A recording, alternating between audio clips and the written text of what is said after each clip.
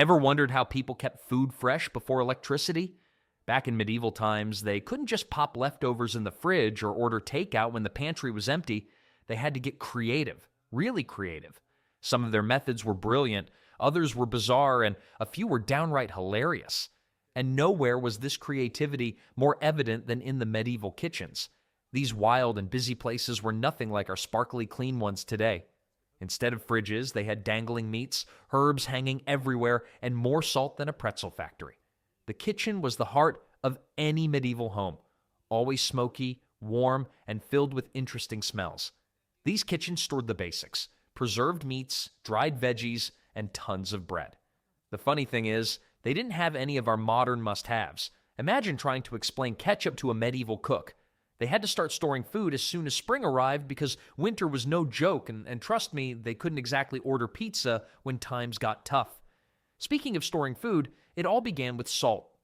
You wouldn't believe this, but salt was so precious that Roman soldiers got paid in it. That's where we get the word salary from. Pretty crazy, right? And in medieval times, some smart traders in Venice built entire fortunes just by controlling the salt trade. These guys were like the medieval version of tech billionaires, except instead of selling smartphones, they were selling tiny white crystals. Here's how salting worked. They'd rub meat or fish with tons of salt, sometimes using up to 20% of the food's weight in salt alone.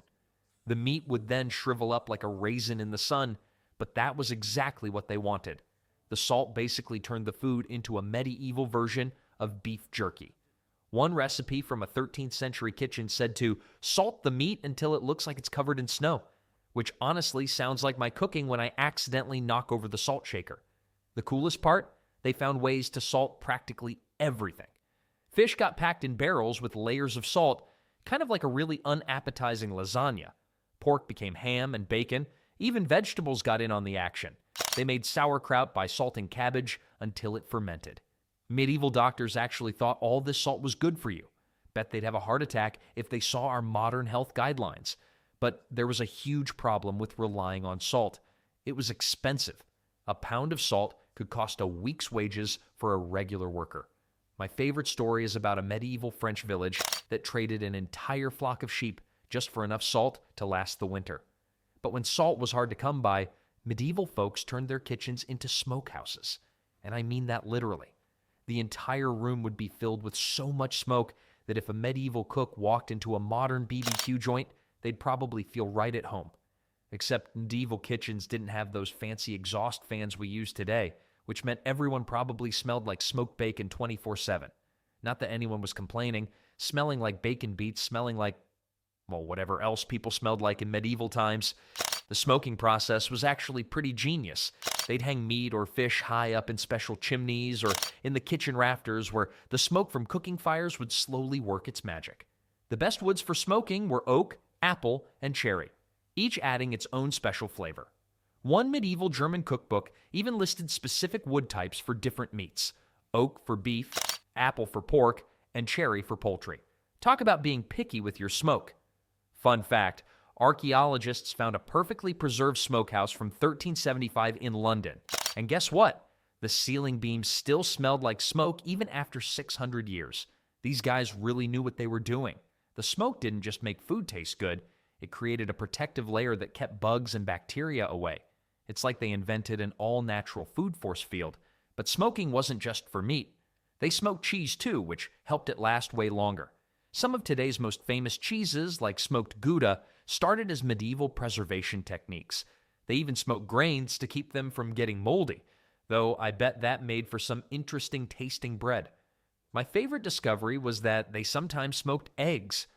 Imagine trying to explain that to your chickens.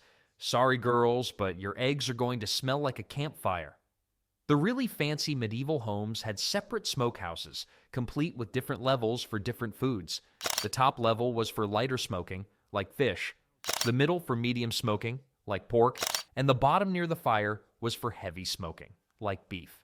It was basically a medieval version of a multi-level parking garage, except instead of cars, it was filled with dangling food.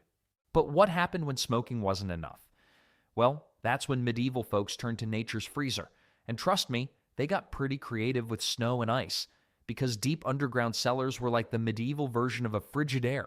Except instead of an ice maker, you had servants running around in winter collecting snow and ice like it was some kind of frozen treasure hunt.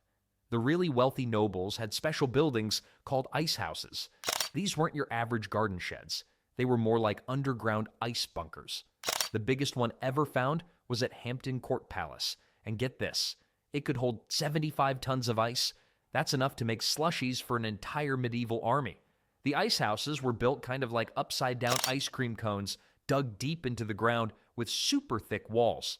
Some rich folks even hired ice masters whose only job was to keep the ice from melting. Talk about a cool job title. Here's a wild fact. Medieval ice houses worked so well that some of them kept ice frozen for up to 2 years. The secret?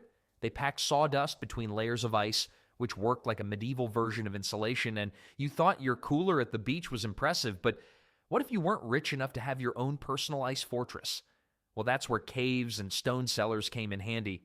Natural caves stayed at a pretty steady 50 to 55 degrees Fahrenheit all year round, perfect for keeping food freshish. Medieval people would store their cheese, eggs, and vegetables in these cool spots. Some monasteries even built their own artificial caves just for storing wine and beer. Those monks knew their priorities. The funniest part about medieval cold storage was how they'd pack perishable food in snow during winter parties. Imagine being a medieval party planner. Okay, we need 3 barrels of wine, 2 roasted pigs, and enough snow to keep the fish from going bad. And maybe extra snow for snowball fights. They'd actually serve frozen desserts at fancy feasts, basically medieval snow cones flavored with honey or fruit juices. And yes, sometimes they'd write warnings like, "Don't eat the yellow snow," even back then. Some jokes never get old.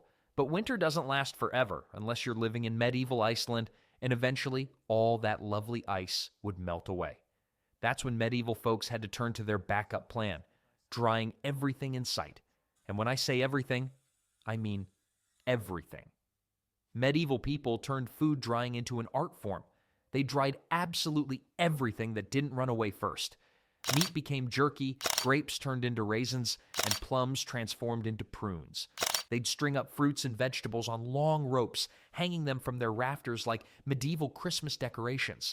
The whole house probably looked like some kind of weird food festival that never ended. Did you know they even had special drying towers? These tall buildings had open sides with wooden slats to let air flow through while keeping birds out. One famous tower in France could dry over 2,000 pounds of fruit at once. That's more fruit than a modern grocery store keeps in stock. They'd load these towers up with pears, apples, figs, you name it. The locals called them fruit castles, which honestly sounds like a way better name than food dehydrator. Some of these towers still exist today, and archaeologists found dried fruit bits stuck in the corners that are over 500 years old. Talk about ancient snacks. The really clever part was how they figured out different drying techniques for different foods. Herbs got bundled up and hung upside down, making medieval kitchens look like they were decorated by someone who really loved plants. Meat was cut into super thin strips, the thinner the better, because nobody wanted to bite into a piece of half-dried beef. That's just asking for a medieval stomachache. They even had special drying rooms with little windows that could be opened or closed depending on the weather, like a medieval version of climate control. Medieval cookbooks actually had specific instructions about drying food. One from the 1300s says, "Cut your meat as thin as a monk's patience during Lent." Another one warned, "If your dried beef bounces when dropped, you've done it right. If it shatters, you've created a weapon." They dry fish too, beating it flat first until it was practically paper thin. These dried fish were so hard, you could probably use them as roof tiles in an emergency. In fact, there's a story about Norwegian sailors using dried fish as plates. Talk about reducing your dishes. The best part about dried food, it was incredibly lightweight. A whole cow dried down to the size of a modern backpack. Armies loved this. They could carry weeks' worth of food without needing a wagon train. Medieval armies actually had special officers in charge of dried food supplies. These guys had the exciting title of Keeper of the Dry Stores, which probably wasn't the most impressive title at medieval parties. Although I bet soldiers got pretty tired of gnawing on beef jerky day after day. What's for dinner tonight, Captain? Dried beef. And tomorrow? Still dried beef? Next week? Take a wild guess. But sometimes just drying food wasn't enough, especially in places where the weather was too humid or rainy. That's when medieval folks turned to their secret weapon, vinegar. Because the medieval world was absolutely crazy about vinegar and fermentation. You couldn't walk into a medieval kitchen without bumping into barrels of fermenting vegetables. They pickled everything, and I mean everything. Cabbage turned into sauerkraut, cucumbers became pickles, and they even fermented fish. One recipe from a medieval German cookbook just says, put it in vinegar until it stops smelling like fish and starts smelling like regret. Some historians think medieval Europeans pickled more food per person than any other civilization in history. The science behind fermentation is pretty cool. You know how your mom tells you not to let food go bad? Well, medieval people actually let food go bad in exactly the right way. They discovered that certain types of good bacteria could fight off the bad bacteria that makes you sick. A single barrel of sauerkraut could feed a family through winter and give them enough vitamin C to avoid scurvy. That's right, medieval people were fighting off pirate diseases before pirates were even cool. Tests on surviving medieval recipes show their fermented foods had more beneficial bacteria than most modern probiotic supplements. Some monasteries had entire rooms dedicated to fermentation. The monks kept detailed records of their pickling experiments, which is how we know that one monastery in France pickled over 15,000 eggs in a single year. Can you imagine being the poor monk in charge of that job? Brother John, what's your holy duty? Oh, I pickle eggs, thousands of them. My hands perpetually smell like vinegar, and I haven't tasted anything else in 3 years. The monks even wrote poems about pickling. There's one that goes on for 50 verses about the proper way to ferment turnips. But the real pickling champions were the Vikings.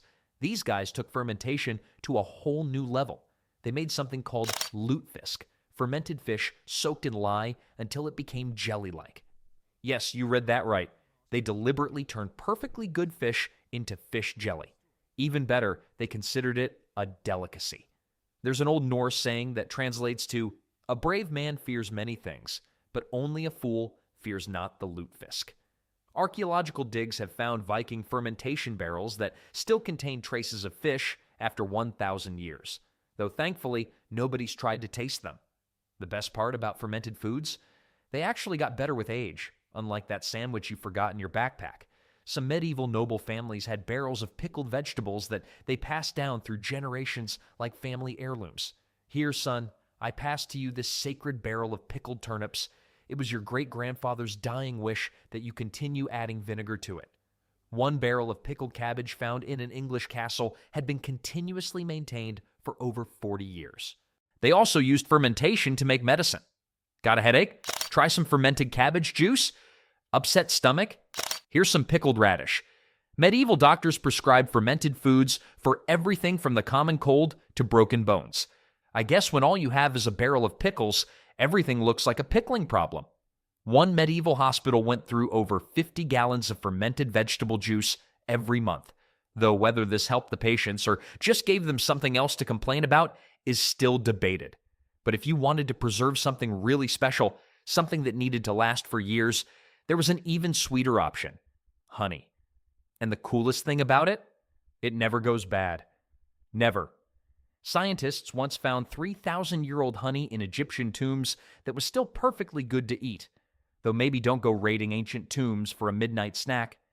Medieval people knew about honey's superpower and used it for pretty much everything. They'd pour it over fruits, meats, and even whole birds to preserve them. One recipe from a medieval cookbook suggests preserving a whole peacock in honey, because apparently regular chicken wasn't fancy enough. Medieval beekeepers were like rock stars. They had special legal protections and could even get away with trespassing if they were chasing after their bees. Records from one English manor show they paid their beekeeper more than their cook, which tells you exactly how much they valued their honey supply. A good beekeeper could manage up to 100 hives, producing enough honey to preserve food for an entire village. The really wild part is how they used honey in medicine. Got a nasty cut? Slap some honey on it. Can't sleep? Honey and warm milk. Bad case of bubonic plague? Well, honey probably wouldn't help with that, but they tried it anyway. Medieval doctors wrote entire books about honey-based medicines. One famous doctor prescribed honey water for everything from toothaches to broken hearts. though I suspect the broken heart patients would have preferred chocolate. Here's a crazy fact. Some medieval castles had special honey rooms. These were warm, dry spaces where they stored their honey-preserved foods. The walls would get all sticky from honey drips, and apparently bugs would get stuck to them like medieval flypaper. One castle's records complain about having to scrape the walls clean every spring because the honey rooms have caught more flies than food. Rich people would preserve exotic fruits in honey to show off their wealth. Oh, you've never had honey-preserved lemons from Sicily? How common. They'd serve these fancy preserved fruits at feasts, probably making everyone else feel bad about their regular old pickled turnips. Some nobles even had special honey-preserved fruit collections, kind of like medieval Pokemon cards. Gotta preserve them all. The funniest part was how they tested if honey was pure enough for preservation. They'd drop a chicken feather in it. If the feather sank too quickly, the honey was too watery. One medieval text warns, if your honey cannot hold a feather, it cannot hold your dinner. They also believed that the best preserving honey came from bees that had visited holy sites, because obviously religious bees make better honey. But what if you wanted to preserve something and make it more fun at the same time? Well, that's where alcohol came in, because nothing says food preservation like drowning your fruits in wine. Medieval people discovered that alcohol wasn't just for getting tipsy at feasts, it was actually an amazing food preservative. Fruits, vegetables, and even eggs could last for months when soaked in wine or beer. One medieval French castle went through over 100,000 liters of wine a year, and only half of it was for drinking. The rest, they used it to preserve everything from cherries to whole geese. You've got to love their logic here.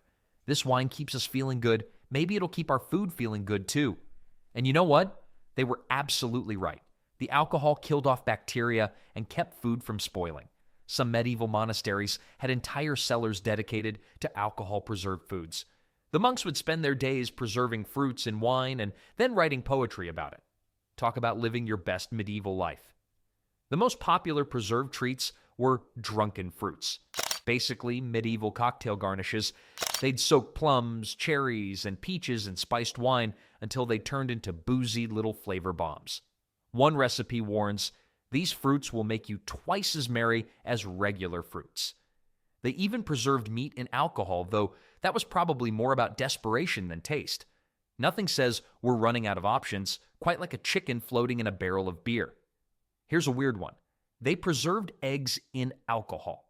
They'd crack them into barrels of wine or beer where they'd sort of pickle. Medieval taverns actually served these boozy eggs as bar snacks, because apparently regular pickled eggs weren't interesting enough. There's a story about a merchant who tried to eat 3 wine-preserved eggs on a bet and ended up singing tavern songs in Latin, and he didn't even know Latin. The really fancy folks got creative with their alcohol preservation. They'd layer fruits with different kinds of wine to create pretty patterns in the storage jars. One noble family had a special barrel where they preserved fruit in layers of red and white wine, making it look like a striped medieval flag. Real medieval Instagram material right there. Records from a royal kitchen show they spent more on preservation wine than they did on meat. Though knowing medieval royalty, they probably drank half the preservation supply anyway. But the absolute best part, they figured out that stronger alcohol worked better for preservation. This led to some, let's say, enthusiastic research into distillation. No, my lord, I'm not making extra strong wine for fun. It's for preserving these, very important royal pears. Yes, that's it. Royal pears. And there you have it. Medieval preservation done 7 different ways. From simple salt to fancy wine, they figured out how to keep their food edible through thick and thin. Next time you open your fridge, thank your medieval ancestors for figuring out all these preservation tricks. Though maybe skip the wine-soaked eggs,